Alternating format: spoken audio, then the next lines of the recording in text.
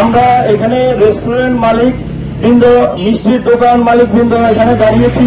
মূলত আসলে আপনারা সবাই জানেন করোনার পরবর্তীতে আমাদের রেস্টুরেন্ট খাত কিভাবে বিপর্যয়ে পড়ে গিয়েছিল। তারপরে চলে এসেছিল করোনার পরে ইউক্রেন ক্রাইসিস। তারপরে সবসময় তো আমরা একটা পলিটিক্যাল ক্রাইসিসে থাকি। দ্রব্যমূল্যের বর্তমান পরিস্থিতি আমরা সবাই জানি। সেই দ্রব্যমূল্যে এমনি আমাদের সাধারণ মানুষ এবং আমাদের ব্যবসায়ীদের নাকাল অবস্থা। তার মধ্যে এখন আমাদের 5% যে ভ্যাট আমাদের উপর আরোপ করেছিল, সেই 5% আমাদের জন্য সেটাই কষ্টকর হয়েছিল আমাদের গ্রাহক থেকে নেওয়া।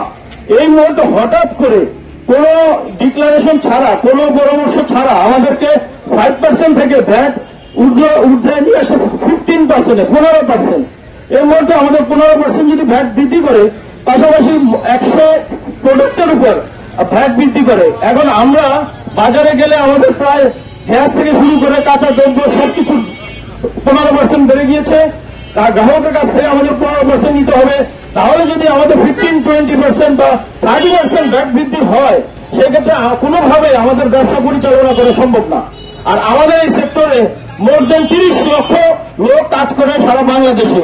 এই সেক্টর যদি কিনা ক্ষতিগ্রস্ত হয়, ক্ষতিগ্রস্ত হবে আমি মনে করি সারা বাংলাদেশ। আমরা চাই আমাদের ভ্যাট 5% থেকে কমিয়ে 3% আনা হোক। কারণ